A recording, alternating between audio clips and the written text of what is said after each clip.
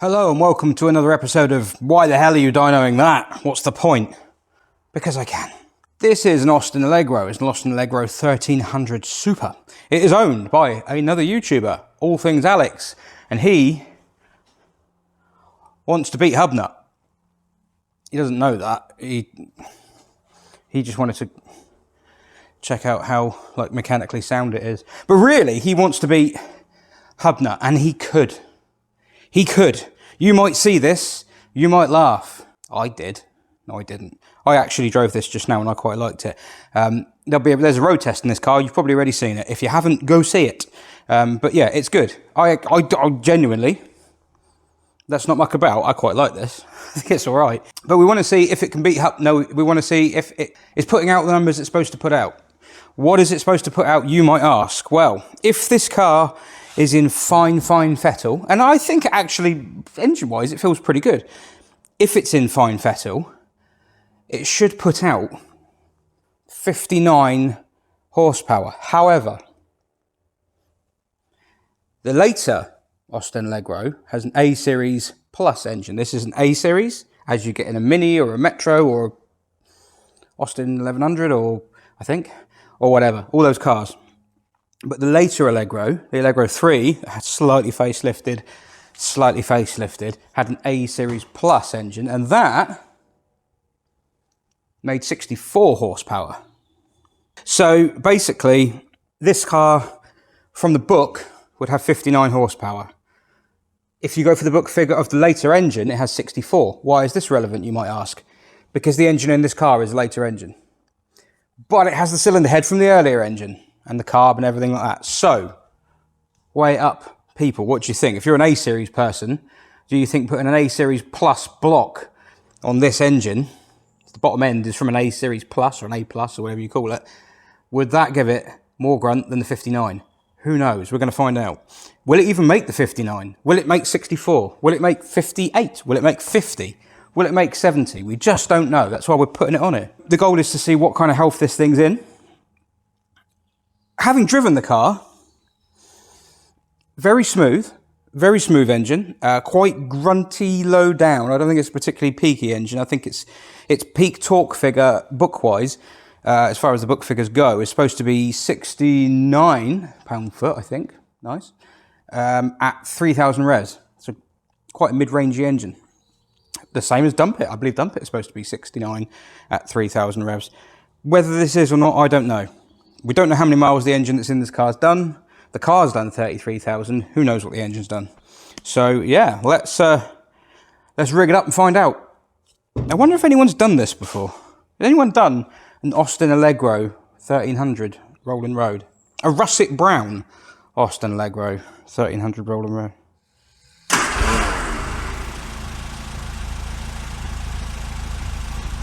Are you nervous, Ian?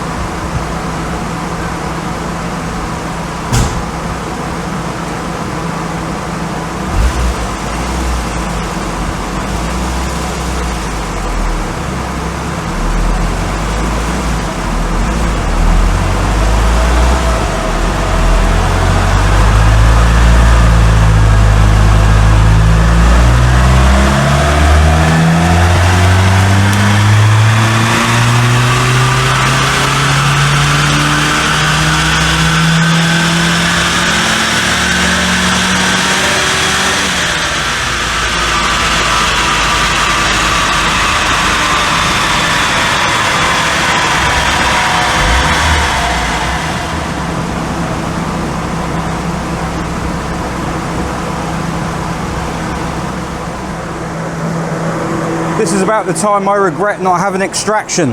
That was smoky, but I don't know if it's smoke or soot, because that's all over the floor now. So, oh God, wow. God, if it weren't for that kink, look at that. Whoa. Oh, hopefully the second run knocks that kink out. Oh dear, Ian. Well done, Alex. 58.6 at 5,100. is the corrected figure. This is the one we are looking for. It helps if I point the camera at it. Torque, 74 pound-foot at 2,600. So it's gain torque and it's lower down the range. Now, if it were an A plus block, an A plus model, the book figure is 72 pound-foot at 3,200. Now, I don't actually think that is because of that. I think basically torque does tend to increase the more use a car gets. The more mileage it has, the freer spinning the engine is, and as long as it's got a good compression, you quite often find torque does increase. Even with things like a worn camshaft, because that doesn't actually harm torque low down, that harms peak power. I think another run is in order to see if we can iron this kink out. If we can, that is a beautiful graph. Such a broad torque curve.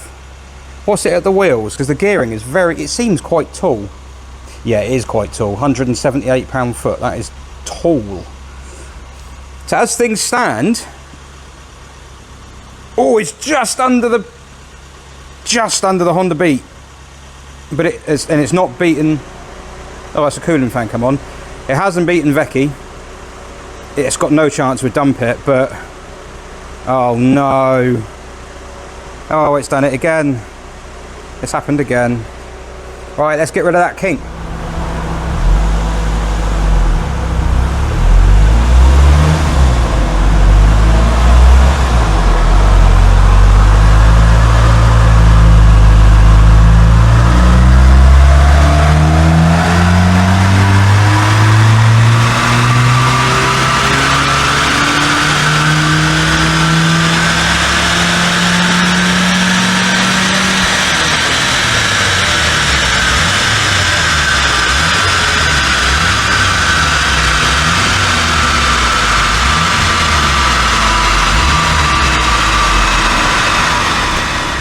Was it bad at the back?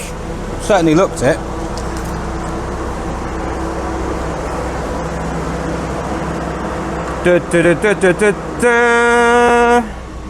Oh, it's gone down and the kink's got worse. Oh, we're going to stop playing. But it's still higher than, yeah. Not bad. I think that's a reasonable showing. A lot of clag coming out the back of this car. Couldn't actually see what colour it was. It looked kind of grey. I don't think it's burning oil or anything like that. I think it's running quite sweetly. There is a dip halfway up. So things that happen halfway up on an SU carb, I don't think there's anything massive that changes with the fueling. The distributor, at that point, that's the point where the advance on it goes all the way out. So it's kind of like it stops advancing as far as it's going to by that point.